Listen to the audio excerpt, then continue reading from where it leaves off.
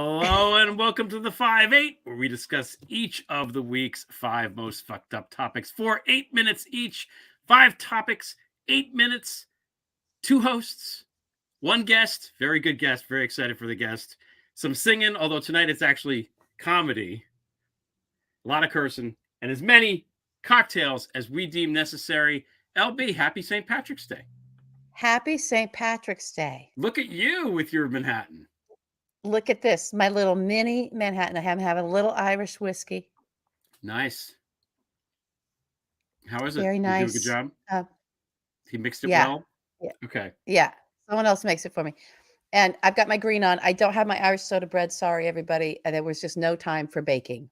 We would not be able to eat it anyway, so it's fine. I'm digging the Eye of Sauron behind you. That's really cool. I don't know. Maybe I don't know why you never saw that before, but yeah, I'm glad you like it. Yeah, yes, it's cool. That's it. Me. So before we get into the into the topics, which I want to get to, because I don't want to keep our guest waiting. I want to remind you that you and I have a bet. We made a bet a while ago, and the bet was this. We did. The bet was I'm gonna lose this bet. when the law comes for Trump, you said he's going to flee, and I said he's not. That's it. That's the bet. You're like, he's out. He's not. What are you talking about? He hasn't been indicted. He hasn't. No. Happened. I just want to bring up the fact that this bet exists. Oh yeah, he's running away. Because you say he's running away. Prison. He's not going to prison, is what I'm saying. I say he's never leaving the omelet bar and the place where he can get his well done burger. What we're waiting for is the clink clink, the clink clink. Yeah. And we'll that's see. a good segue. We'll see whether he goes behind bars or whether he pays a bunch of money and just, waltzes away, or if he's facing bars, if he runs away. He's going to run. I'm sorry. That's why we have our bet. That's why we have our bet. You're 1 for 1 in bets, by the way, because we also what was the other bet? Greg Abbott, and I bet that Beto would beat Greg Abbott, and I was wrong. Oh yeah, you were crazy. Yeah. I don't know what was going on. I wasn't crazy. I just thought that you're just a New Yorker. You don't understand. Democrats in Texas outnumber Republicans, plus the guy trying to kill them all and power going out. Maybe it would, but no, I was wrong. So no. I don't know. Yeah. Okay. It's time for the first topic. Oh my God, I knew I forgot something. I forgot something really important. Duh, I forgot to put the ticker up. Like, I knew we forgot something. There we go. Oh, there's our ticker. Yeah, I'm like, the first topic is, and I'm looking, and there's no ticker. How am I supposed to know? Okay, we need the ticker, guys, because we can't remember, even though I haven't been over there. Piece of paper in front of us. Wall closing in. Okay, speaking of clink clink. Speaking of clink clink. Yeah. So I want to just read you some stuff that's happened and is happening right now, and then get your thoughts on it. Okay. So this is I know people are like, this is a bad week for Donald Trump. Like there's Twitter accounts that are like, Trump is as crazy and unhinged as he's ever been. And it's been that way for 6 years now. But with that said, and with that caveat, this has been a terrible week for Donald Trump. You've got, now it's coming out that law enforcement is having meetings about how they're going to handle his indictment and his arrest or processing him and all that. And apparently the DA in Manhattan has requested a meeting with all of these law enforcement people, the Secret Service, et cetera, which why would he do that if nothing was coming? One would think. That's one. Okay. You've got the whole Stormy Michael Cohen stuff that's once again back in the news. I don't know that there's much there, but all those people are around. Clearly Bragg is doing something there. You have Joey Tapioca, or whatever his name is, Trump's lawyer. Joey Tapioca, that's my name. Who now can't be Trump's lawyer, apparently, because he once consulted with Stormy Daniels, and it's conflict of interest. So he's going to have to go bye-bye, I guess, assuming there's still rule of law. There's another tape in Georgia of him bullying and trying to get his way, plus an email that was released of Mark Meadows telling John Eastman, oh, yes, the president knows damn well that he lost. Truth Social, per our friend and former guest on this show, Hugo Lowell, and his work in The Guardian, Truth Social is under investigation. I can't even believe that an organization, that social media thing run by Donald Trump and Devin Nunes could possibly run afoul of the law, but apparently that's happening. And Jack Smith is doing Jack Smith things. He did that thing that I can't understand because I'm not a lawyer, but Trump's lawyer guy, Corcoran, now has to testify. And he subpoenaed all of the employees at Mar-a-Lago to come talk about, the documents and, where were they and all that kind of stuff. So the question is, what do you make of all this? Okay, here's what I make of it. So was the Secret Service the New York AG or the district attorney? I believe it was the district attorney. Okay, all right. I think Alvin Bragg is going to offer up an outrageous sum of money, and Donald's going to be able to pay it because he's got dirty money everywhere, probably out of the Truth Social account. And that is all going to be settled civilly with a fine. I don't know why he would be. I don't trust this guy. I don't like this guy. I don't like what he did. I don't think he should have thrown out and focused on Stormy Daniels bullshit and thrown out all of the financial crimes. But whatever. He's a, no. So that's what I think of that. I'm glad. I will be glad and pleased. And oh my God, it would be incredible to be proven wrong. We'll see. I don't know. Who knows why he's meeting? Maybe he wants a job with the Secret Service. I don't know. So that handles 1 and 2, the stuff with Stormy. Again, I don't think that this case is one that is about getting any kind of consequences that would prevent Donald from running, or keep him out, or put actual prison time on the table. I just think it's a fine. I really do. I could be completely wrong, and I'm not a lawyer. What the fuck do I know? But I did go back and read, to your point, the Cohen, whatever it was, the plea agreement that he made, and there was a lot of other things that he did, and the Stormy hush money part was very, very minor and low key, and probably not the main thing he got arrested for. And it seems like if that's all they have, it's everyone says he paid her to shut her up, and it's like, yeah, he's allowed to do that. That's legal. He's allowed to do that. And he did it through the wrong way, so he'll pay a fine. But if there's more involved with individual one, that we're just not hearing about, like I think Michael Cohen is, I want that guy to have his retribution, his comeuppance with for Donald to have it, because he tried to suppress his free speech, and through him literally had his troll obese, I'm sorry guys, I don't know what else to call it. There's more of a gluttonous thing there with just in his spirit. That horrible AG, what was that Barr, who God only knows what kind of weirdo spy background this guy's horrible. So he had that guy who's all for executive power and privilege and having a dictator and calling it democracy, as long as he has his feel-good sessions with, Clarence Thomas or something. I don't know what the hell's going on with him. But that guy throwing Michael Cohen in jail so that he doesn't write a book. So I want Michael Cohen to get his moment of retribution. And I hope that there's more than just the check. I really do. I just don't think that the Stormy Daniels check it's hard evidence, but I don't think it results in prison time or any real consequences that are it's just going to get dismissed. All right, that. Joey Tapioca goes bye-bye. I think Joey Tapioca is going bye-bye. I think this is what I would venture to guess on that. He probably had nothing to do with Stormy Daniels, and Donald ginned that up because he was so embarrassing, and he embarrassed Donald so fully, being Mr. Grabby Hands, tapioca boy on Ari Melber, that I just think Trump was like, get rid of him. I do. I don't buy this excuse. So it's not surprising that he's going bye-bye. I don't think it means anything. It's probably to Donald's benefit. What was this? Oh, something he lost to Eastman. What was your fourth one? The Georgia thing. I was going to say, can we say for a second, who's helping Stormy Daniels pick her attorneys, and can she get someone better to do that? Would be my thing. I don't think she's the same people that are helping. I don't know. Something's very weird there. Although I like her a lot. Happening in Georgia. Yeah. So something with Eastman some kind of documentation or email that Eastman is confirming that Donald, that has not resulted in any consequence whatsoever. Merrick Garland doesn't give a crap about any of this. Whether Jack Smith will or not, I don't know.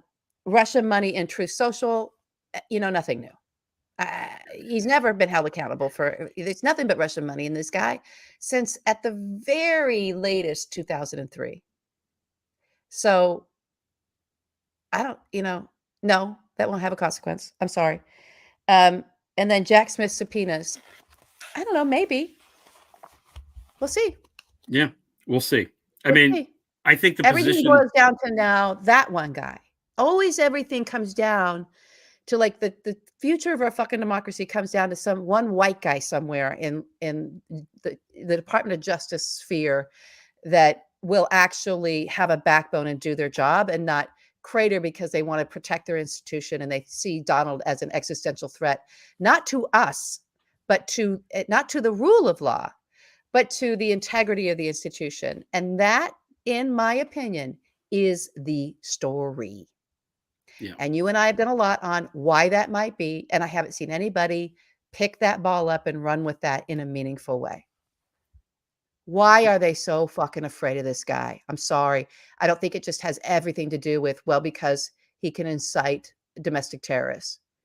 He already all did. The more reason all the more reason to put him in They didn't jail. do anything about it. They didn't, yeah. All the more reason to go after him. Going after him actually stops that incitement because he starts to lose his power.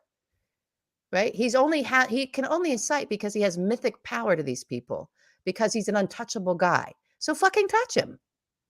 Yeah. But they won't do it. There's something else going on. Always said it, not trying to be conspiratorial, actually have some information on that. We put it out to the world and everyone's still walking around going, ooh, we don't know why. Ooh, why would it be that every gangster around Donald Trump went to prison and he somehow skated for years and years and years? What could it be, Greg Olear? What could it be? I don't know. Something confidential that I don't have the information about. I don't know. Yeah. See, I have no idea.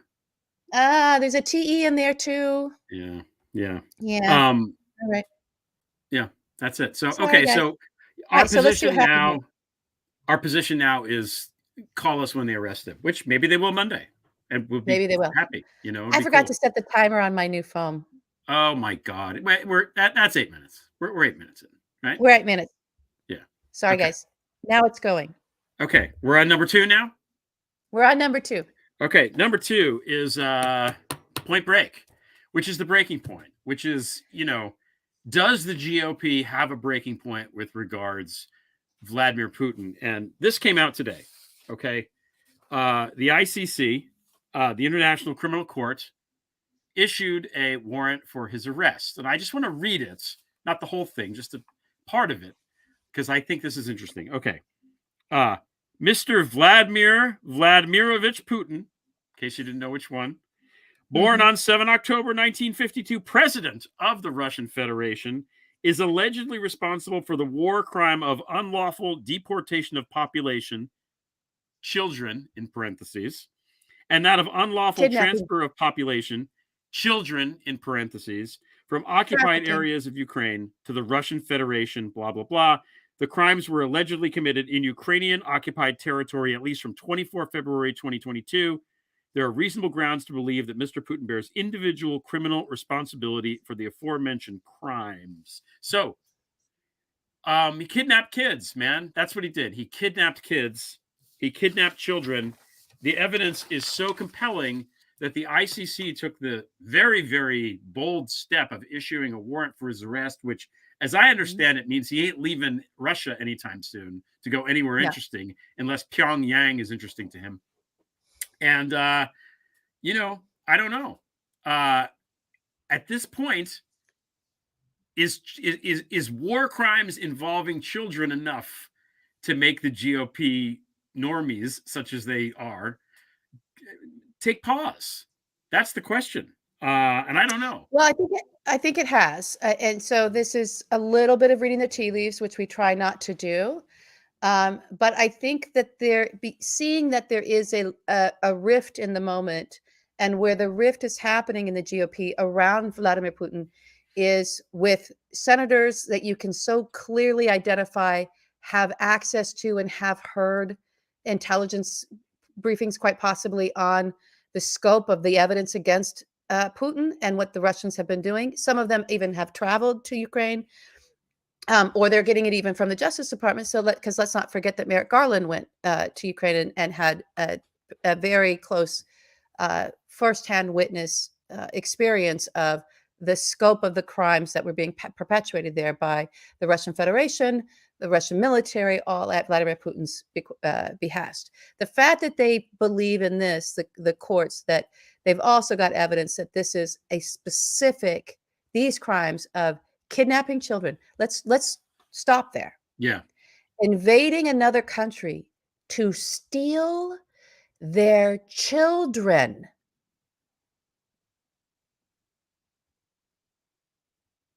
He stole these kids from parents. He stole their kids. He stole their children, their child. He stole them, took them. Probably there was some camps and stuff, some intermediary place where the children were trafficked through into Russia before being placed with Russian families. That war crime, I don't care what kind of propaganda you put around that. I understand that we had our own propaganda that came in when we had families that had migrated across our borders, and we took their children under from them under Trump's and Jeff Sessions' laws. There still hasn't been a reckoning for that. But because this is in the pursuit of war, in the pursuit of toppling another sovereign nation, and the way of toppling it is to steal the children. That is something that I could see that a Lindsey Graham has awareness of and knows what that's going to look like when it all comes out, and probably the slew of heinous crimes that we have indication that have been happening there as well. Not just the murder of civilian. We know that the GOP doesn't care about that. They're very sadist. But there's rapes, and there's rapes in front of the children. There's rapes of the children. It's horrendous what the Russian military has been doing to innocent civilians. So I think that there's those who are wise to that and kind of read it and say, I don't want to be in the bag of this. And then you have Ron DeSantis, who's like, no, I'm going full sadism. Full sadism. He's counting on the sadists in Donald's horde that have caught that contagion from him, right? That MAGA horde. He's counting on that. The more cruelty. Everyone's like, the cruelty is the point. The war crimes are the point. Yeah. These are now people in this party and that party that are showing up at their convention and calling for the extermination of U.S. citizens. Using that word, exterminate. Yeah. So we're really here. And it's not hyperbolic to say that here we are. We're back to this. We're back to this moment of emerging fascism by the way of invading sovereign nations, committing mass war crimes, and stealing children, while also advocating with your allies abroad, which would be the GOP, for the extermination of their own citizens that don't conform to the kind of hierarchical society that Vladimir Putin is looking to install by way of force, rape, and kidnapping. So, yeah, this might be the line, and you might get your thing, Greg, because I remember you saying so clearly what your regret was, or what you got wrong about when Donald Trump came in, was that you thought because the Russia stuff was so obvious, there's so much evidence that alone would cause the GOP to go, oh, no, that's our longtime energy. Energy for the gas. They pose a national security threat still. This was an attack on our democracy and our democratic processes, what Vladimir Putin did in 2016. Like, it felt like the GOP would sort of rise up and say, yeah, we're a little bit more patriotic than this. And they didn't. No. They went after Helsinki, they went full Putin. Going full Trump means going full Putin. But now, maybe because of war crimes, maybe we found the bottom. I don't know. We'll have to see. Well, one thing is clear. Trump and DeSantis both are on Team Putin. They've made it clear this week. I believe Vice President was on on Colbert? Did you say? I didn't see it, but you saw it. Yeah, what is Talking that about called this, now? What is his show called? Late Show? Yeah, it was it's Stephen because Colbert. she's on the Late Show. But saying like the fact that DeSantis would even say something like this proves that he is not ready for this job. Like you can't say shit like that. Trump, as you told me on the phone earlier today, is such a he's basically, you said he is a walking, talking Kremlin talking point. I mean, he just, if you were to create one and make it flesh, it would be a lot of flesh, and it would be him. So these guys are there. One more quick thing. Bryn Tannehill, who's been on my show and on this very show before, had a great thread today, but she said DeSantis saying that isn't for the Americans. DeSantis is saying that to kind of be like, hey, Vladimir, I'm on your side, buddy. Yeah, help me out. I'm happy to. Yeah. Russia, if you're listening, is basically right. So fuck these traitors. That's it. And hopefully, the 7 normal people left in the GOP will come along. So we'll see. Yeah, we'll see. Yeah, we'll see. Okay. Hey, we have a sponsor. We have a sponsor. We do. Oh, all right. Well, let's hear from our sponsor. Chunk is on vacation this week, but we do have a sponsor. Chunk is on vacation. Yeah, but that's okay. We prevailed in his absence. And now a word from our sponsor. Let me guess. You watch SVB and Signature go belly up and you think, is my money safe? Is my financial institution Fanuc? How can I make sure I ain't using a woke bank? Hi, I'm Nunzio Ciccarelli, president of the Bank at the Bada Bing. And if you want to make sure your bank is straight, we're the ones for you. At the Bada Bing, there's none of this woke management. Our bank is run exclusively by white guys. White wise guys. My cousin Carmine has a Gumar that's half Puerto Rican, but that's as diverse as we get.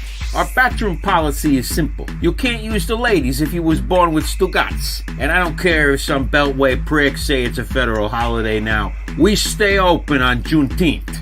So whether you're looking for home improvement loans to buy a new gas stove, auto loans to purchase an F-150 with a big flagpole attached, or small business loans to start your very own crypto exchange, the Bada Bing is your anti-woke lender of choice. The Bank of the Bada Bing. If you get too woke, we'll knock you the fuck out. And now, back to the show.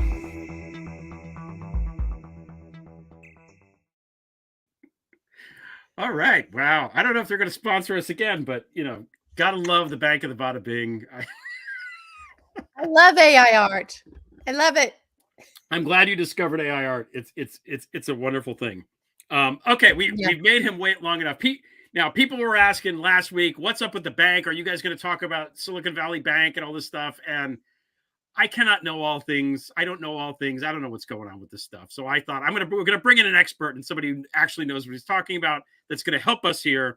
So our guest owns a management consulting business. He's the host of a nationally syndicated radio show, Business Talk with Jim Campbell. He's the author of MADOFF Talks, the most comprehensive insider account of the Bernie Madoff scandal to date. And that Netflix documentary, Madoff Monster of Wall Street, is based on his book. Jim Campbell, how are you? Great to be here. Greg and Stephanie. By the way, I noticed you have MADOFF Talks behind you on the shelf. So I do. I'm very honored. I have to get Stephanie one, apparently. I don't show my bookshelves. I did a little bit. They're in the kitchen. So I'd have to move to the kitchen. Yeah. But give me a book. I'll take a book. It's a very good book for people that are watching that have not read or didn't catch you when you're on Entrepreneurial, haven't watched the documentary. The book is really good because it's a complicated story, the Madoff story, and you do a really great job breaking it all down, making it easy to understand, and really kind of blowing my mind with kind of the complexity of it and so many people screwing up so royally to get to where we, where everything just imploded out of its own, colossal weight of failure or whatever you want to call it. But it's a terrific book. And also so people know, you talked to them. You were in communication with him. You were in communication with Ruth Madoff, with his son. So, well, before we get to the banking thing, why don't you talk a little bit about the book and the process, just so people watching can have an idea. In case of mistake. And by the way, it was the implosion complete screw up also can be applied right to SVP when we go into that. So it was a real thrill to get to be in the Netflix series. And Joe Berlinger is the #1 true crime director for Netflix. And the thing that meant the most to me was, as you said, this is a really complex story. And I thought it would get tabloidized and simplified and, focused just on the Madoff, the sexy part. And if you watch that docuseries, he goes through everything. There's a ton of stuff in there, and it's entertaining. I was in Acapulco doing a keynote for the introduction of the Spanish version of my book. I'm flying back home, and in my row with husband and wife from Maine, they had seen the docuseries, and they grilled me for 3 hours. And what they remembered out of it, I could not. I mean, I watched documentaries nonstop, and I don't remember the amount of details that these folks did. So you got to give Berlinger credit. And by the way, you might be interested while we're talking banks, or about to. The day after it premiered, guess who calls me? Who? The CEO of JP Morgan. Oh, wow. Jamie Dimon. What do you have to say? Well, he wanted to get, they don't come off too well in the book or the movie, as you may know. I mean, they missed Bernie's account for 40 years, so they weren't right on top of that. Yeah. Oops. But anyway, he calls and he wants to get some of his points in. And I swear to God, within a minute, he figured out I knew more than he did. He started asking me questions. And he had some good questions, by the way. He asked, about one of the big scandals in Europe related to this. Couldn't have been a nicer guy about it, and had apparently obviously watched the whole thing. And, Wow. And as you know, now he's in the forefront of this whole bank collapse right now with First Republic. He's the leading CEO of putting money into that thing. So he's probably the most influential guy besides the head of BlackRock. And he called you the day after the doc came out. It's funny. Also, yeah, I know. Amy, haven't you got better? You got to have something better to do than call me about a docuseries. But that shows the power of these things. It is important to get these stories out. It's important to write these books. It's important to talk about the stuff that I don't want to violate his privacy, but he used the word fucking on screw ups there. So I don't think you can run a major bank and not drop the occasional F-bomb. Yeah. Okay, so now let's get into the banking thing, because this stuff happens, and I get why a bank would fail, maybe a little bit. I don't really understand. I'm not gonna say that I know enough to have an opinion one way or the other about what happened. So what with the Silicon Valley Bank thing, what actually happened? Just start with that. Start with remedial fear. First off, I get kind of a kick. There's actually banks are in a sense legalized Ponzi schemes because of the requirements for fractional reserve requirements. They don't have to have on hand, right, the full amount of the deposits they have. Yeah. And so there's a problem if everybody comes in the door at the same time wanting their money, the exact same way a Ponzi scheme goes down, right? You got to have more money coming in the front door than going out the back door. And as soon as that stops, everything goes. But in this case, absolute complete failure of risk management 101. Everybody knows that interest rates have doubled in the last year or so, right? And so Silicon Valley Bank is holding a portfolio of bonds in what's called hold to maturity, right? Which means as long as they don't have to sell them, they'll be able to make their money, right? And the classic way that banks go out of business with runs on them, as Lehman Brothers did, is borrowing short and lending long.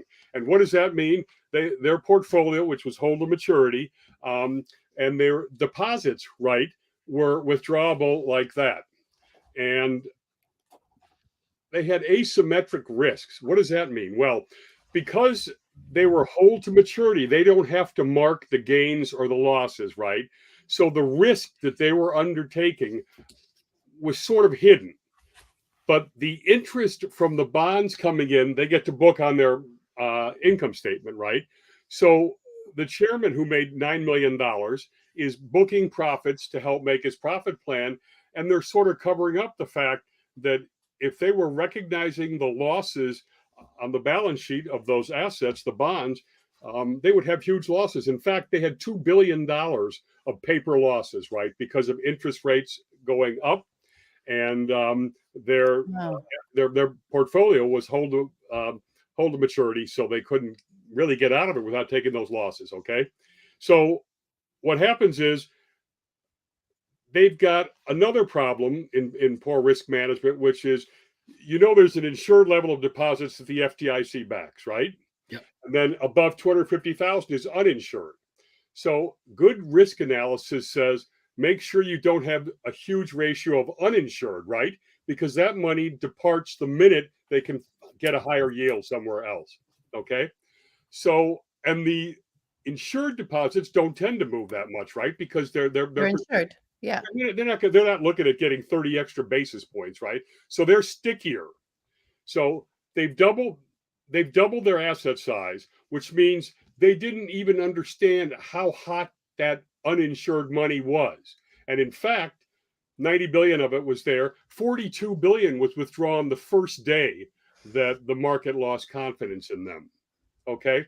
So they've got $2 billion of losses on their balance sheet they're basically in denial about, even though everybody knows interest rates are doubled, which means the value of the bonds goes down, right?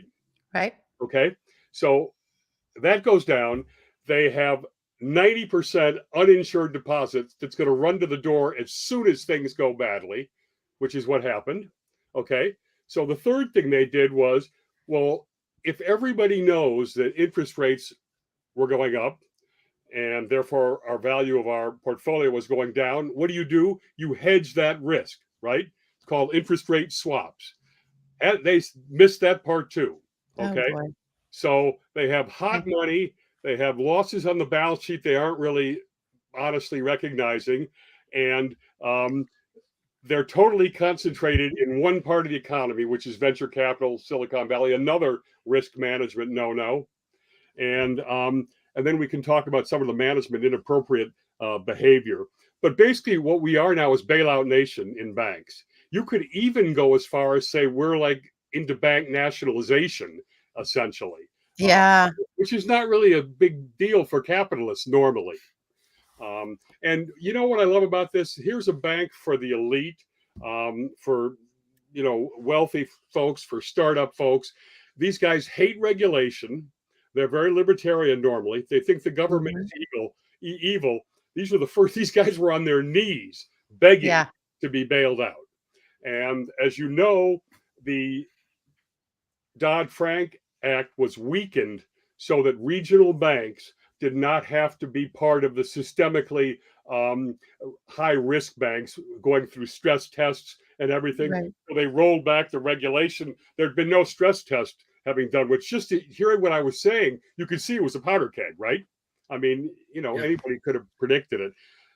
In some ugliness, the CEO there on February 27th exercised about 13,000 options that he had, and he sold them the same day and made $2.5 million. Now remember, that's February 27th. Remember today, that stock is zero. And the CFO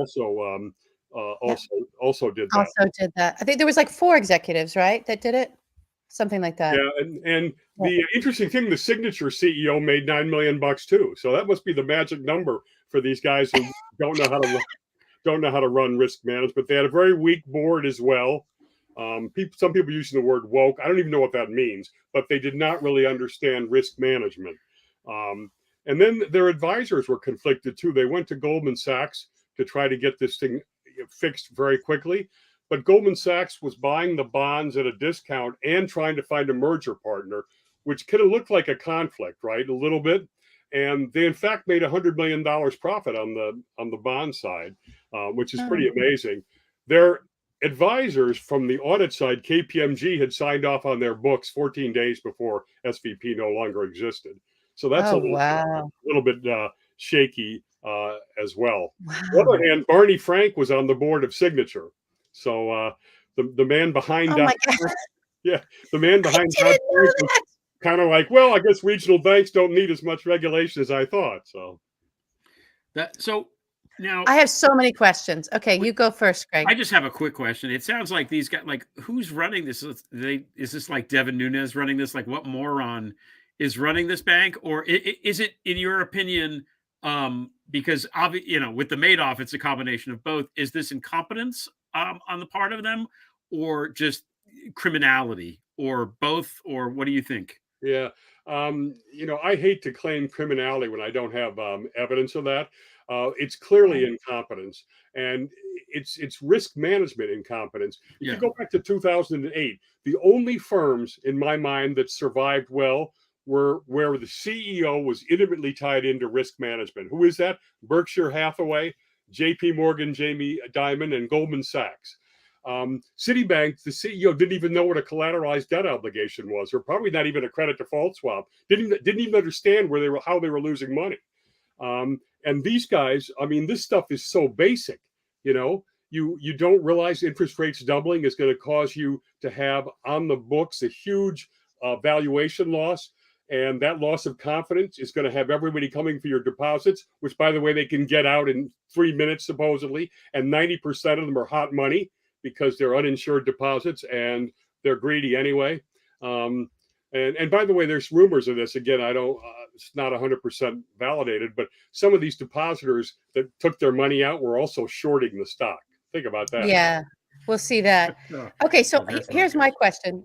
I feel like the better door analogy is that there was a pipeline of filthy foreign money coming in the back door and depositors going out the front door that wanted it does seem, and we'll see, because this VC money that came into Silicon Valley and flooded into Silicon Valley would have figureheads like Peter Thiel, but where the hell is he getting all his money? And so it's very opaque and weird and suspicious around a lot of that, even though some of it can be identified. Some of it got exposed years before, like with Alistair Usmanov putting all the money through straight from the Kremlin through Yuri Milner into, right? I'm not saying this is Silicon Valley Bank. It probably was. But we know that this is the hot target of Silicon Valley and the tech sector in this country in terms of entrepreneurial development is just awash with all of this foreign money that has these straw men seemingly in front of it that call themselves venture capitalists. So it's just sort of like, where are they getting their money? And some of it is from the gains from the early investments that they had, but there's a murkiness to this whole thing that I hope that we can get some clarity around. I don't know. Your thoughts on that would be great. And your thoughts on Peter Thiel and his, first off, as one of these sort of bad actors. You're really talking about something that's separate, where that murky stuff, because the basics of why the bank went down are very basic, which is those are basics. They were holding. I guess I'm saying I don't know if the money landed. They were holding treasuries and mortgage-backed securities, and the deposits were just deposits, literally like cash. Right. These people that you're talking about have that money deposited, right? Now you're asking really where those deposits came from, which is, I can't answer that, and that's outside of why it failed. But there's not a link between the run on the bank and dirty money, Madoff full of dirty money. Full of dirty money. I guess what I'm saying is I'm sorry, I said that clunkily. I guess what I'm saying is that I don't know that you're like, these bankers were making basic mistakes as if they weren't bankers and didn't know their business. And what I'm saying is, I don't know that they were there to be bankers. They could have just been there to do, basically have a bank that served as like a swap, right? I don't know. I think you're partly right on the CEO, a guy named Becker, because he clearly was wooing that whole business, right? And offering them deals that bigger banks wouldn't have offered, which is put your money here. We'll give you a loan for your house with really no collateral because you're 24 years old and, in a venture capital business. And they did a lot of that kind of stuff, greasing, and greasing the skids. And that's why everybody loved him out there, and put their money in him. But he wasn't obviously managing the bank, certainly not from the risk side. And, when you go belly up in 2 weeks after your auditors have approved you and after you've cashed in, options, it doesn't look very good. No. He's probably as surprised as we are. That's how, out of touch he was. He was like, I had to know how to do banking. Oh my goodness. How much of our banking are these regional banks? I'm very concerned about the rest of the regional banks, right? Or should we not be? Well, we don't really have to be now that the countries, I mean, the government's essentially nationalized our banks because obviously if they had to stop cascading, right? Because if you cascade too much, we can't be covering everybody else's deposits, right? So they try to stanch the flow right at the beginning. And that's why they had, First Republic, by the way, is supposedly a good bank and its customers love it, right? But again, it's a confidence game. Banking, this again, like Ponzi, it's a confidence game. And when the confidence goes, because you don't have enough money hanging around, you go out of business. On that side, they got the big guys to put money in, right? So that's hoping to stanch the flow there. You can see the confidence by looking at the market in the stocks. They were crashing really badly, right? And that was a sign of a disaster. You'll notice that stopped and is starting to creep back up, and that's because the government has essentially said they're going to bail them out. Now, the Biden administration is trying to say it's not a bailout because the FDIC, right, is going to use their funds, and then they'll attach new fees to make up for that. But let's face it, the reason that SVP hasn't destroyed the system is because the government's behind that. Is that bad though? Because I've been trying to, I don't want like crooked jerk off extremely rich people to make money on this. But on the other hand, I mean, part of the reason why our financial system works and doesn't have runs on the bank, which we used to have all the time until the FDIC came about, is because the FDIC does this. And I've read only briefly about how it sort of works functionally, where it's not just they take money out of taxes and pay Peter Thiel or whatever. It's there's lots of funds, and they can take the funds and they can do whatever it is they do. FDIC is a great institution. Let me tell you this. Yeah.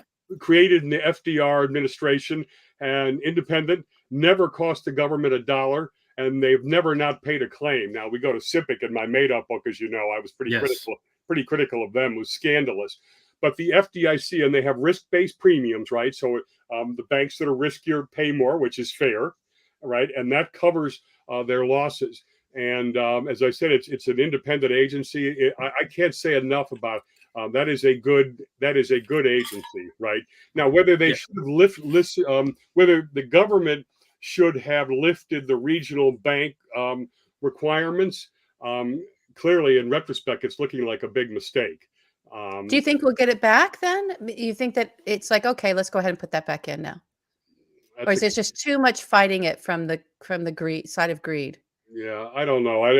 I'd be skeptical that they go back all the way with that. So I don't know about that. I know that if they did, I think things like stress tests and things are good, because these things, they happen overnight, and it's too late.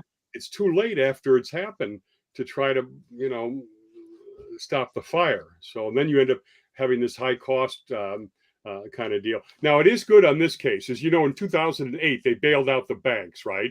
And not the folks that were like Madoff's victims. Not everybody who lost their homes, or the people that were the victims of lost their homes, right? Yeah.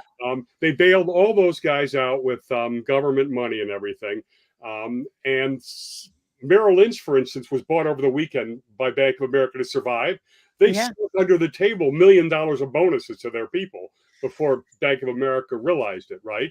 This case, the stock was wiped out, So, and they fired the executives right away. That's something that I think should happen all the time, don't let they can't. And if they don't, I want everything clawed back, even their houses in Long Island. Yay! Oh my God, we love Jim Campbell. I'm telling you right now, you don't need micro regulations, because if I know that I'm going to lose my house, you can bet, or if I'm going to go to jail, right? Those two things are pretty good at stopping bad behavior. I just read that the Wells Fargo woman that was head of their branch banking, right? Not even the CEO or anything, right? But at that level, she's going to go to jail. And that's the first financial services executive I've even heard of in this whole state who's ever faced a prison sentence, And a lot of people in 2008, a lot of people in my book should have gone to jail. And it's a good deterrent, by the way. It is a good disincentive. It took this long. It had to be a woman that they sent to jail. They're not allowed to send men to jail ever. It's always the women they send to jail. How, with the degree that Wells Fargo screwed up and fraud, and I understand she's the head of the banking, and she's obstructing justice or whatever. She was obstructing an exam, but that's still a fall person, isn't it? At that level, Yeah. Who's up here? Yeah. Do you think we're going to have investigations into all of, or I know that they're sort of saying have some, or what do you think of the investigations looking into SVP and Signature and Silvergate, that kind of thing? I don't know. I don't know that they're going to find much beyond, incompetence. If you don't diversify your risk, the bada bing. Yeah, it's just a pure, pure perfect storm screw up, which means you got to take the executives out, and you got to fire them, you got to wipe out the equity, right? And you got to try to not bail everything out with government money.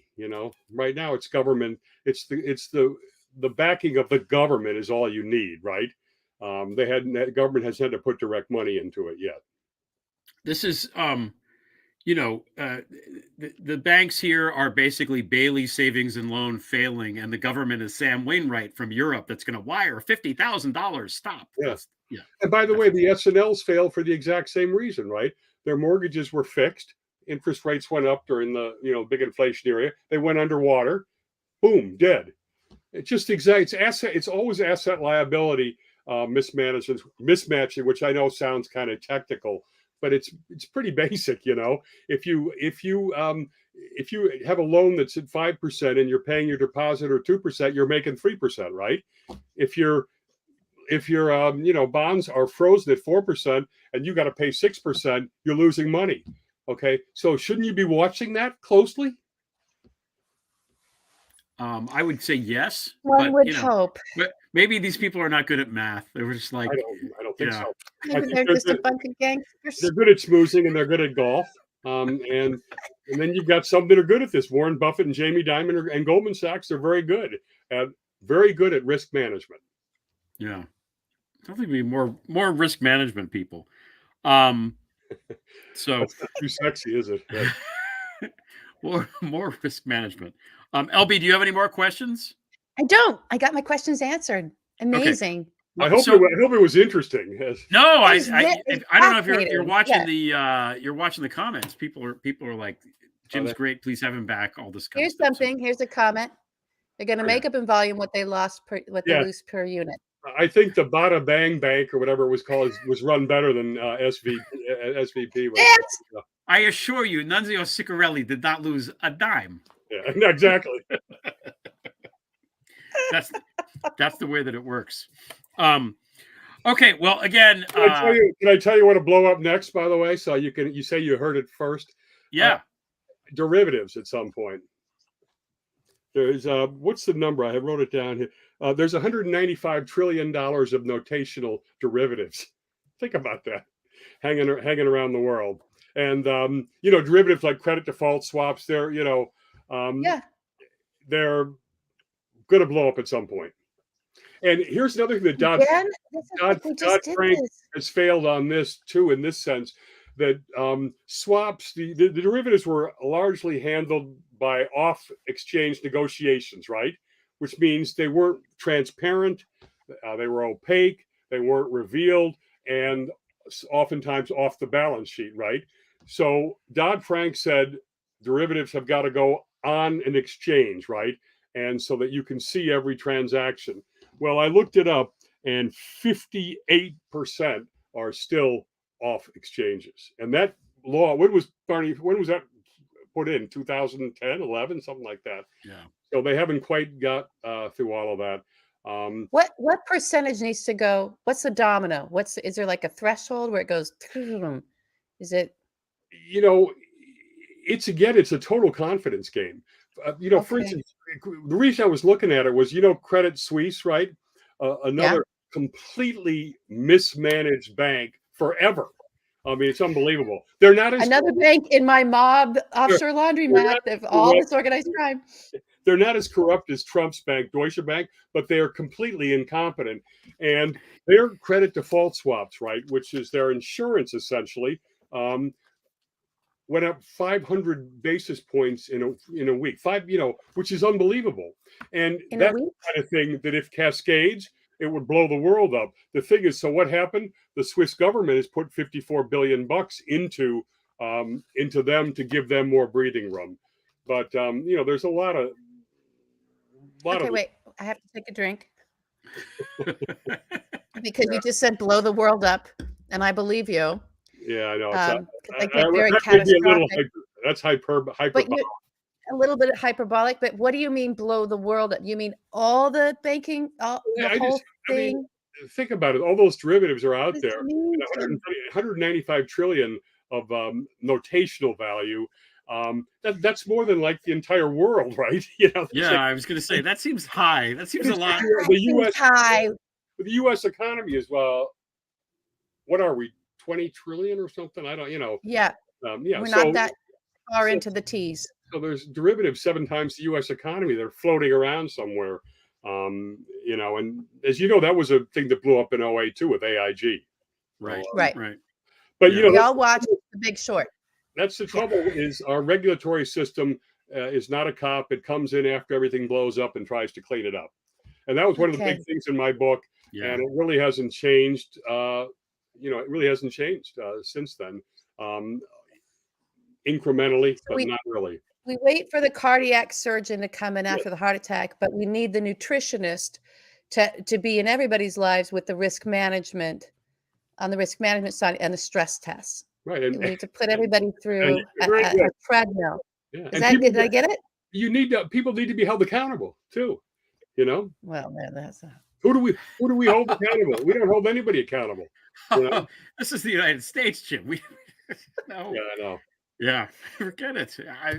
Oh my certain gosh. tax bracket, you don't get held accountable. Maybe if you're a woman, I love maybe. Jim Campbell. Yeah, this is great. This is a great discussion. Let me tell you a story that I told Jamie, and you don't know about banks. HSBC is a big bank in England, right? Yes. Okay, and a lot of Madoff guys and investors, and my favorite sad example is a colonel who fought in all the British wars, retired, and 3 weeks later he lost all his money with Madoff, right? And he had visited the bank in Austria called Bank Medici, which housed the feeder hedge fund that fed into Bernie, right? Am I making sense? I know all about Bank Medici. Yes, keep going. What's her name? Sonia something? Yeah, Sonia Kahn. So anyway, he sees this and he goes, this is a magnificent building from 1400. This must be the most sturdy bank in the world. Well, Bank Medici, which was housed there, had only been formed or just before 2000. But anyway, so he was told that HSBC had custody of the money that Bernie was investing, right? So in other words, the woman at Bank Medici, Sonia Kahn, sent the money to Bernie, right, as the hedge fund. But he assumed that HSBC was actually holding it. So you knew the money was really there, right? Here's what happened. HSBC sub-delegated the custodianship to an offshore bank, like in the Virgin Islands or one of the Cayman Islands, one of those places, which a bank they owned. That bank sub-delegated the sub-custodianship. Where do you think? Back to Bernie. And that's HSBC. And a lot of people were wiped out. And then I told Jamie that story because he'd say he heard her rumor, but that's pretty outrageous, isn't it? Yeah. Yes. People not doing their job. That's a tale as old as Meyerland. Just to end that story, the colonel blew his brains out in a park in London several weeks after the whole thing went down. Oh my God. Yeah. Not to end on such a sad note, but I'm glad that you did, because we have to remind ourselves that this shit is real. Like you said, it's a confidence game. All money is a confidence game in a sense. A dollar is just a piece of linen that doesn't have any value inherently, other than the fact that we all believe in it. So it's important to, remember that this stuff has real world, very serious implications, and people's lives are ruined because of the greed or fuck ups or incompetence or whatever of a very small, relatively speaking, obscenely wealthy group of people. So, I agree. More prison time for them, please. That would be good. That'd be good. And take their houses. Throw them on the street. That's what I say. Again, you're anybody who's watching this, that likes Jim, please check out his book. It's called MADOFF Talks. It's very good. I recommend it. You can buy it wherever books are sold, as the saying goes. Jim Campbell, thanks so much for joining us. This was fantastic. Thank you. It's been my honor. Don't forget the Netflix too. Netflix, the monster of Wall Street. It's also very good. And Stephanie and Greg, you guys run a great show. Great. Thanks, Jim. Have a good night. You're on mute, Steph. You're on mute. You're saying I was on mute because there was dog food. I know. I figured it was something. Yeah. Well, I wanted Jim to know, come back. Oh yeah. Everyone's asking for him to come back. So see, people asked, "What's the deal with the bank?" And I said, "We'll find somebody that's going to tell us." And he told us. Isn't that great? It's great. Give me 1 second on mute. Hang on a second. You can have as many seconds on mute as you want because a glass broke, and I don't think that the good people upstairs are aware of it. And there's a dog. So I want to make sure everybody knows. Okay. One moment. You go ahead. Lead us into our next thing. Yeah. So, Jim is great, as you've now seen. The next thing, on the topic of financial fuckery, okay, what happened this week is that, New York Times story of today, in fact. Oh, no, is that what I'm sorry, 2 days ago. The Ides of March, which is the exiled Chinese billionaire charged in New York with financial conspiracy. This is the Guo Wengui story. This is a guy who is associates with Steve Bannon, and he's been arrested now by the Justice Department. And I have in front of me here, a story from the New York Times written by Benjamin Weiser and Michael Forsyth, and I want to read just some highlights from it, because again, a lot of people know this better than I do. Sometimes I can't remember who's who. I knew this guy was shady and you can tell he's shady because, he's tight with Steve fucking Bannon. That's right. Yeah. And I just want to read parts of this article. And we're missing it. We're missing a lead in because I actually would have done a dramatic reading for you. But we don't have that queued up, so we're going right into it. You don't have to make it dramatic, but let's hear this. I want to hear. You wanted to do the dramatic reading. I wanted to do the dramatic. It's not that dramatic anyway. Okay. So here's from the article. Okay. Guo Wengui, a fugitive Chinese billionaire, was arrested on Wednesday morning in New York on charges that he orchestrated a complex conspiracy to defraud thousands of his online followers out of at least $1 billion, the authorities said.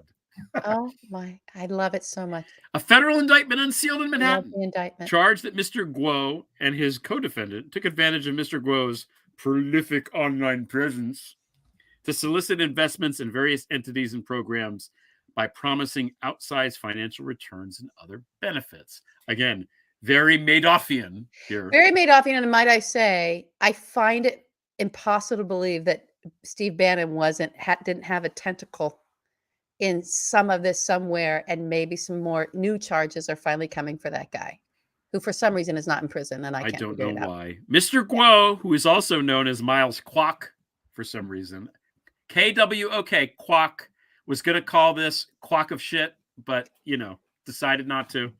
Kwok in a hard place. We just went Kwok in a hard place. The roof was on fire. Okay. Is a business associate of Stephen K. Bannon, a one-time top advisor to former President Donald J. Trump. It was on a yacht belonging to Mr. Guo that Mr. Bannon was arrested in a fraud case in August 2020. Mr. Trump later pardoned Mr. Bannon, who had pleaded not guilty to those charges. Mr. Guo was arrested by the FBI on Wednesday at his apartment at the Sherry Netherland Hotel, a bureau spokesman said. Moving along. For 6 years, Mr. Guo has been seen as a vocal critic of the Chinese Communist Party, endearing himself to some conservatives in the U.S. and many members of the Chinese diaspora. The U.S. Attorney's Office issued a news release announcing his arrest in both English and Chinese. In 2017, Mr. Guo applied for asylum on grounds that his attacks on top officials in China had made him a political opponent of the Chinese regime, one of his lawyers said at the time. At the same time, Mr. Guo was trying to ingratiate himself with the Trump administration. You don't say. In early 2017, that's early 2017, right at the beginning of the, Mr. Guo posted pictures of himself at Mr. Trump's Florida resort, Mar-a-Lago, where Mr. Guo was then a member. Several months later, he told his many followers on social media that he had booked meetings at the Trump International Hotel in Washington. According to the indictment, Mr. Guo, a co-defendant, and other co-conspirators in 2018 began using fraudulent and fictitious business and investment opportunities to solicit, launder, and misappropriate money from their victims. Then the article goes on to describe all the shit that they did, and what these ridiculous schemes were.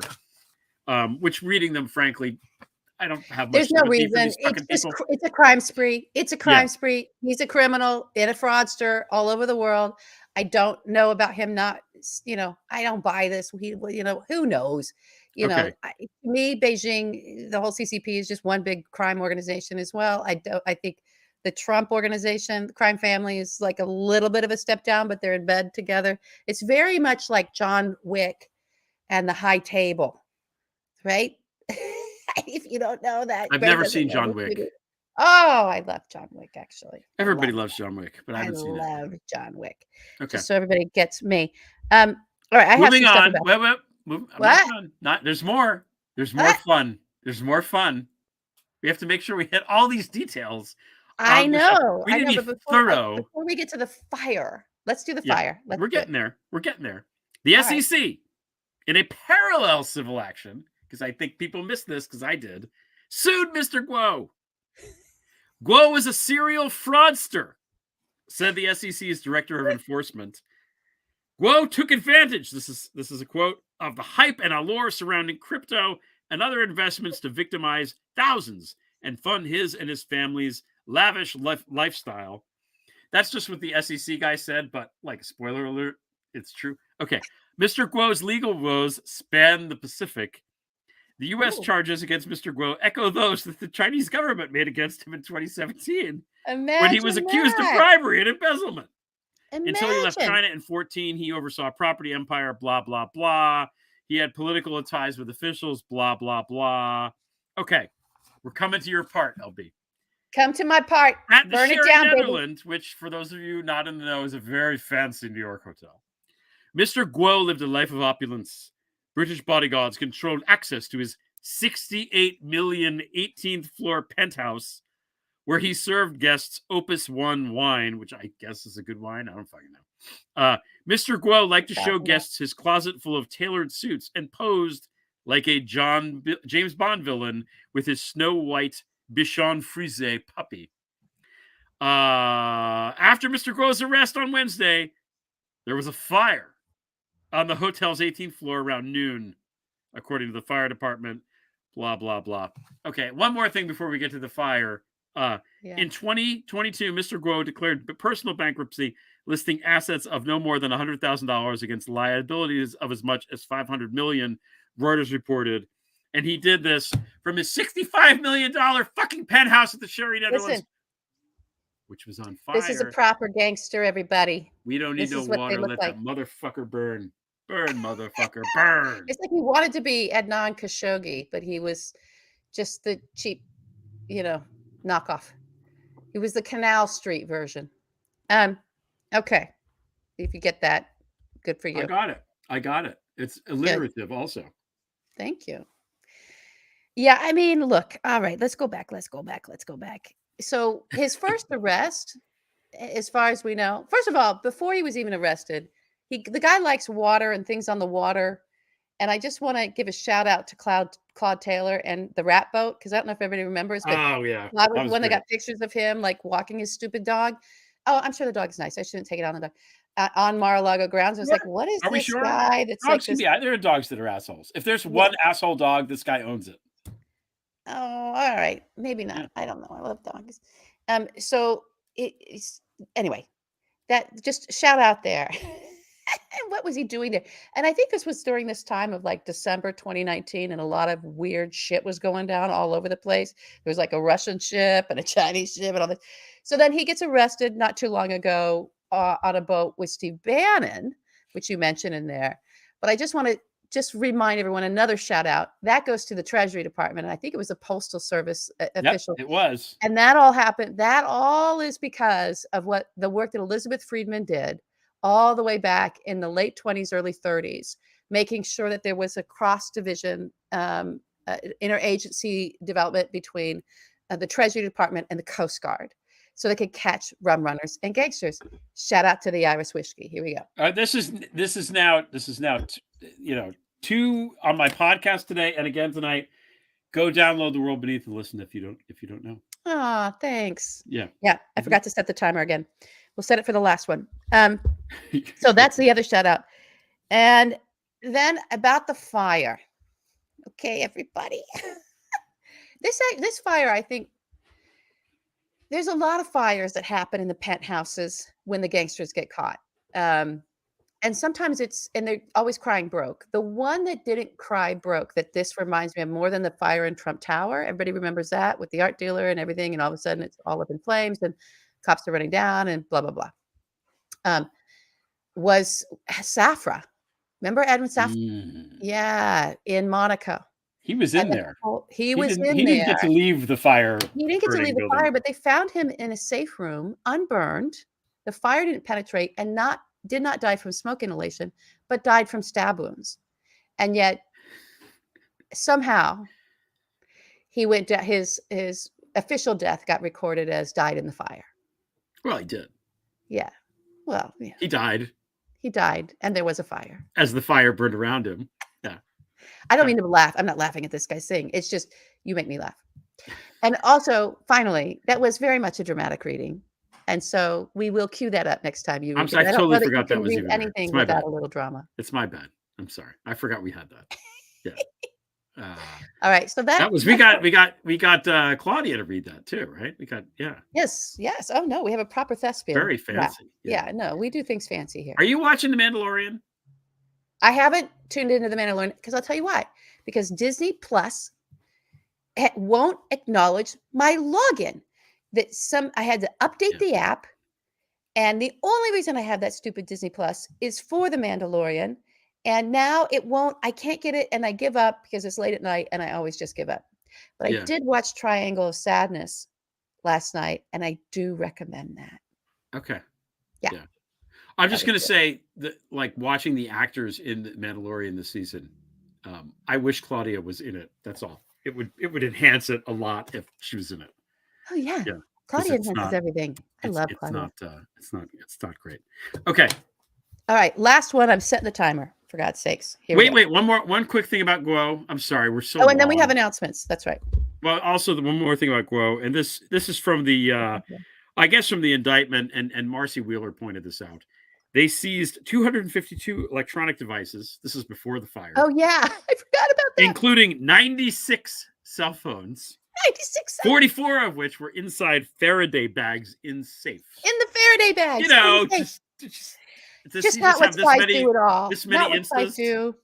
You know, just not what traffickers do. Not what mob bosses do. No. Who was this guy? What was he running? He was running something big time. James Bond villain. He and Bannon, they're James Bond villains. Where the fuck is James Bond? That's the question. I don't know. Screw all them right. all. Announcements. I don't have any.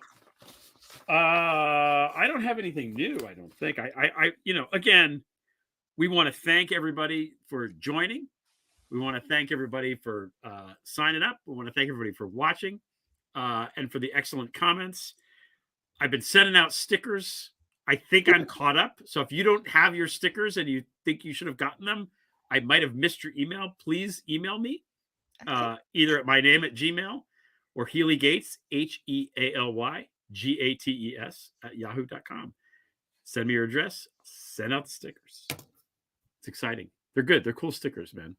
They're nice. I like my stickers. I haven't stuck them on anything yet. You got to put them on your laptop. Really? Okay. I'll take a picture of my laptop for you. It's like, you know what it is? It's like a tattoo. Like you put one sticker on your laptop and then you're like, I want more stickers on my laptop. You can't just have like one. Even Someone though sent a fabulous picture to us of Yes, they putting it did on their today. It was travel awesome. The water mug. bottle. Yeah, it was Yeah. really good. That was cool. And I loved Thank you. it. I thought it looked great. Okay. So it looks Scott good got with his a lot of stickers, color. so that's good. I think there was one today that I got. And Scott, you were the last one, I think, like chronologically. So all right, we're good. We're All good right. to go. Yes, join the membership. I know people are like, how do I become a member? True Player has been putting up in the membership link. I don't know why it's difficult to find. It might be the different devices that people use. If you're on your laptop and on YouTube, it's right there. It says join right next to subscribe.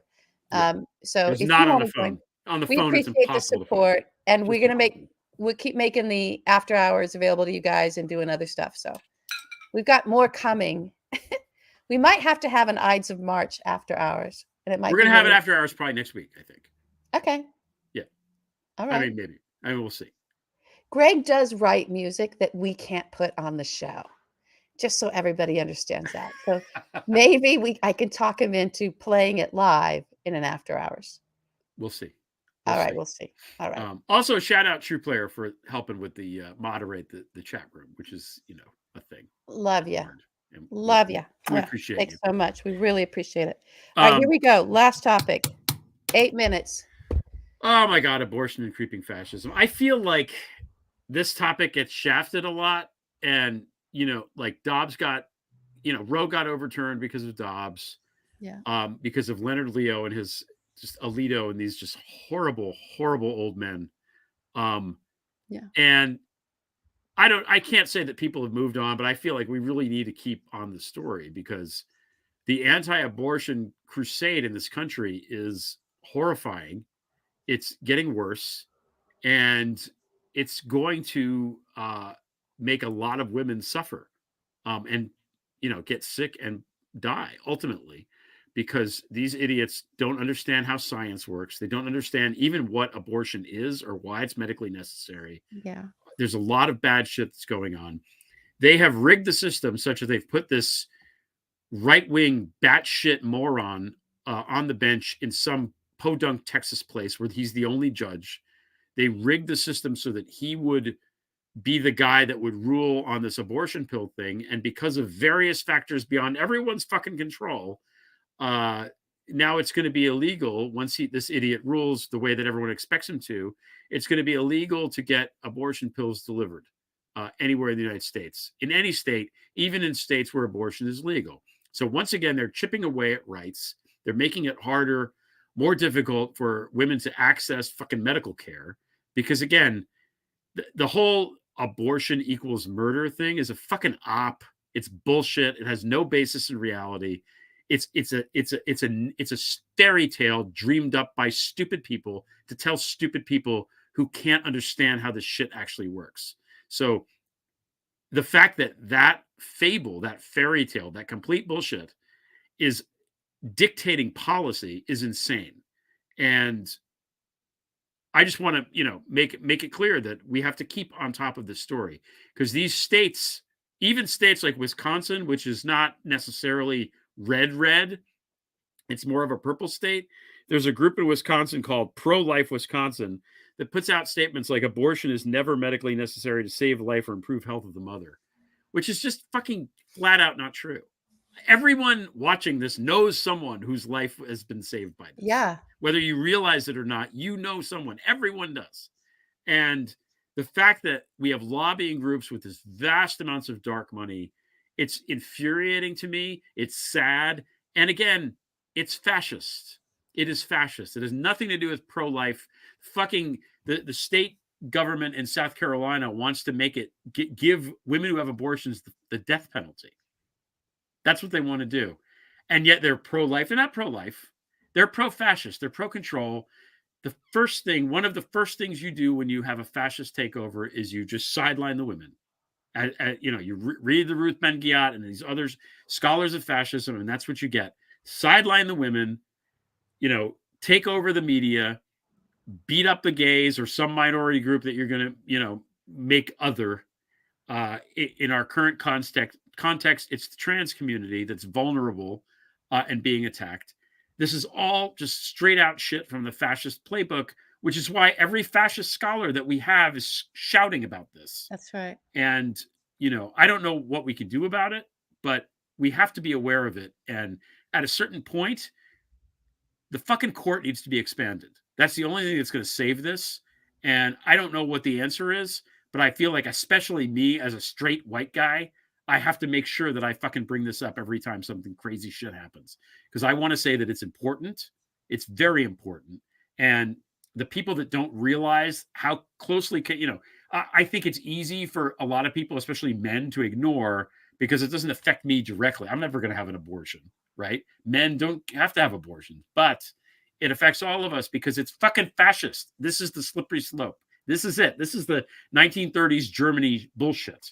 So, whatever you need to do in your town to whether you have to sign up for Planned Parenthood to be an escort, to bring people to get them, or donate money, or, I signed up for this is Jessica Valenti, who writes a great Substack on this every day, just chronicling what's going on. Sign up for her Substack, follow the story. It's really, really, really important. As fun and as entertaining as all the Trump stuff is, at the end of the day, the abortion thing is much more important because it's going to affect so much more people.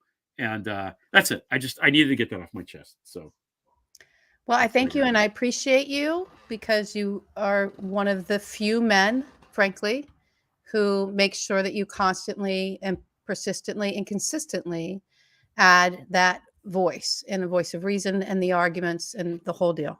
Yeah, I'm just not hopeful about it. I'll keep doing everything necessary. I'm sorry. I don't think that this nation gives a fuck about women or girls. What makes you think that other than all of U.S. history? Yeah. There's something very pathological and there's something sort of to be contemplated and written about the fear of the father and the hole that everyone has in their psyche of this nation, the formation of this nation around the father and pleasing the father and bending over backwards for the father and wanting the father's approval and daddy, daddy, daddy, daddy, daddy. We're a nation of daddy, daddy, daddy because mommy's always going to be there. And so there's something in that that's at the core. It's not just the patriarchy and they have the power, and it's that we're a nation of injured, empty children and have been for decades and decades of decades because we sent our fathers off to work or off to war and kids just longed for their dads. And that never was the father-child relationship time-wise, quality time-wise. That's a very contemporary, I wouldn't even say modern, because I think it's taken a long time to catch up to even that concept. Or maybe dad can stay at home and mom can work. These are recent. These are in our lifetime. And I feel old, but I'm not that old. So there's a sickness it's a sort of a sick longing for daddy that creates this space where it's okay to forget about mommy and not care about mommy and who cares. And like, we don't have to fight for mom. Mom's always there for us. We don't have to fight for girls, women and girls. They're always there. They're there to take care of us. Why are we fighting for them? They're the ones that coddle us. There's something in there, guys. I know that we can go into feminist history. We can go into all this stuff. And I went to an all-girls school. I read all this shit. I know it, but I don't think it's been discussed in our moment now in the way it needs to, in terms of why it's so acceptable to everyone to just have women die, or if they need a procedure to save their lives, to give them the death penalty. And it goes on from there. It just does. It's just this might be. I don't know what to say. We're dangerously unwell, profoundly unwell as a nation in how we long for the approval of, protect the feelings of, do everything we can to make sure that the man is okay. And I'm just over it. Yeah. I wonder if this is the thing, if the country is ever going to actually break up. I wonder if this is the thing that's going to do it. Because if these things, I don't think these fucking assholes have thought this through.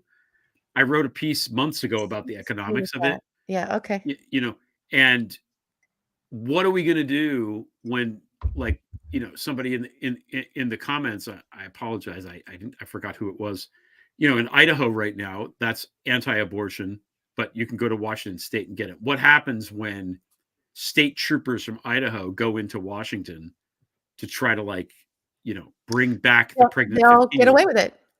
What do you I- mean? No one's going to stand up for us. I like to think That is in our that government. That is. Are you kidding me? I like to You're think letting that, I all don't of know. this shit is being allowed to happen. Day one of the Biden administration should have been expand the Supreme Court just specifically because of this issue. Yeah. And there's no one cares, Greg. No one with authority to do anything about it gives a fuck about women and girls. It's all performative virtue signaling. Yeah. All of it.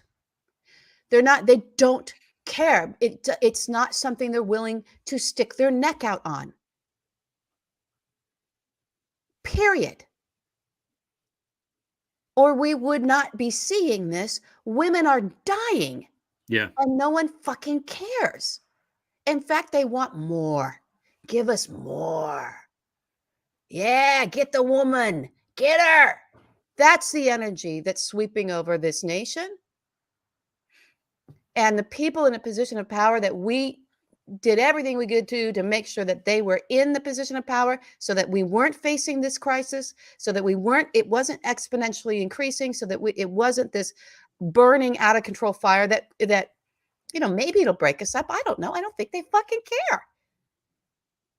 Do you think they don't care? They don't care if it breaks us up. I'm just wondering what it would take. They don't care. And you're saying it's not well that thought out. It's very well thought out. They've been thinking about this for a long time.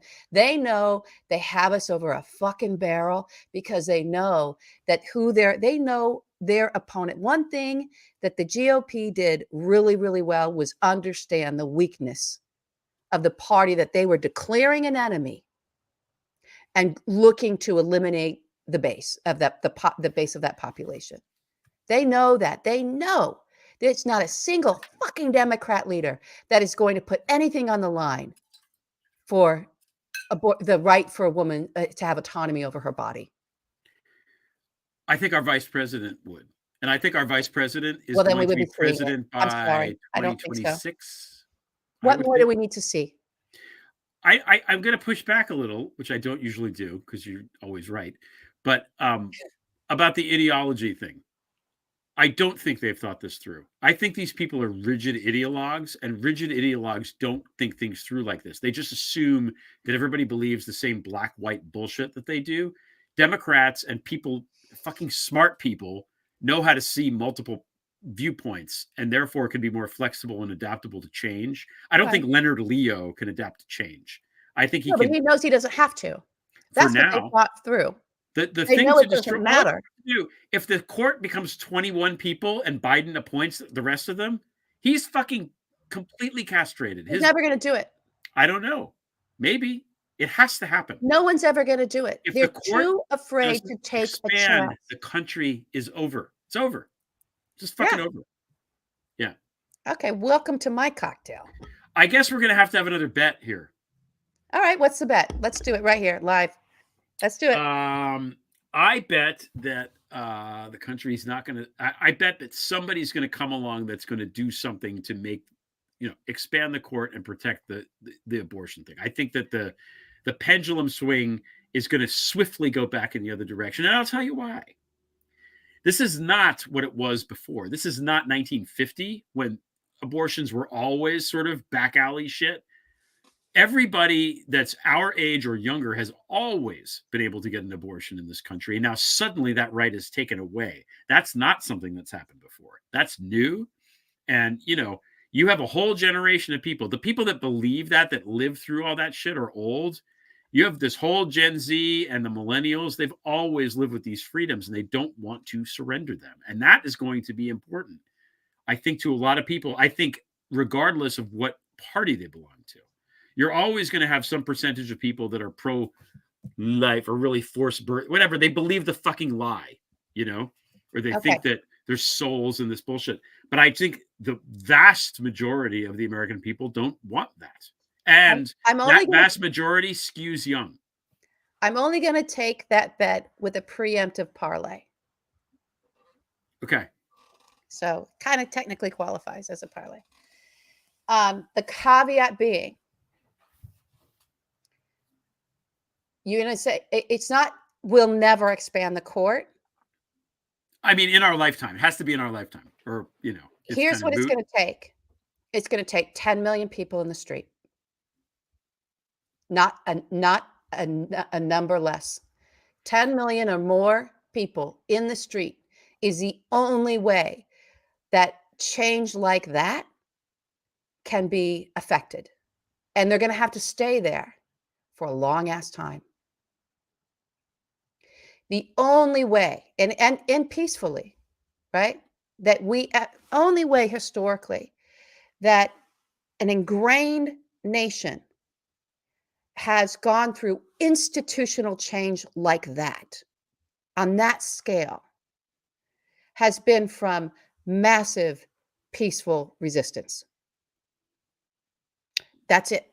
Or there could be an economic strike, but that's it. And it has to be clear. The messaging has to be clear that this is very specifically about expanding the Supreme Court. And it has to end there.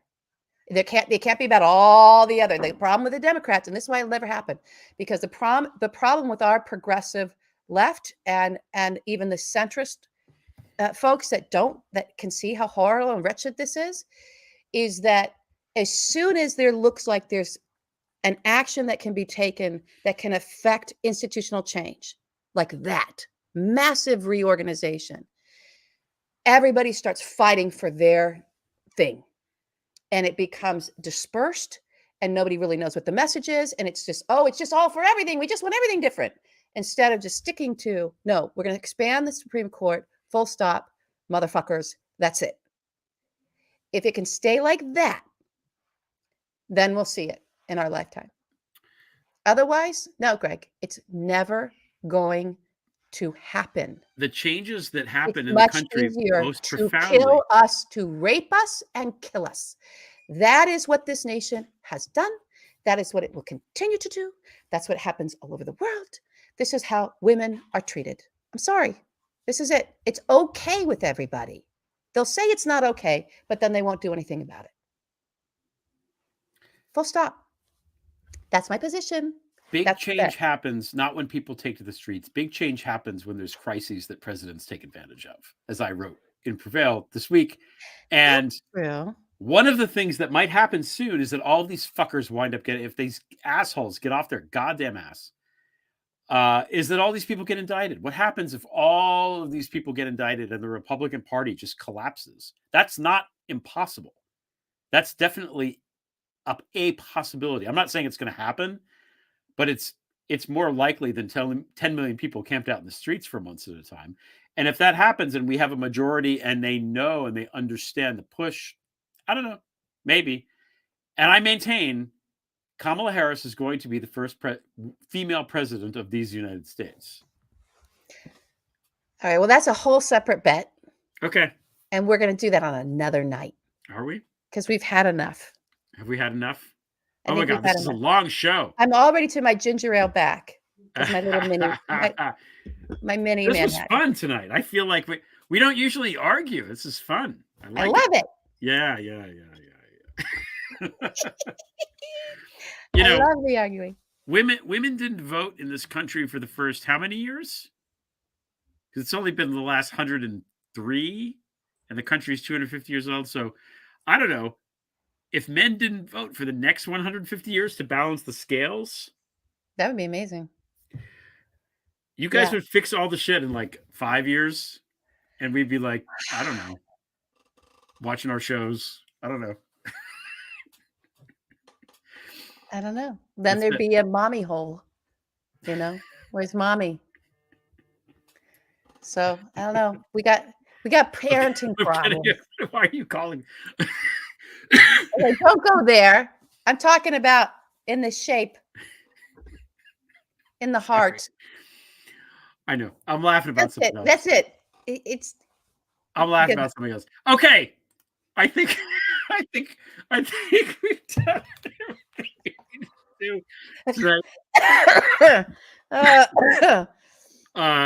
Thank you, everybody. I got you. As always, we appreciate. I got you blushing.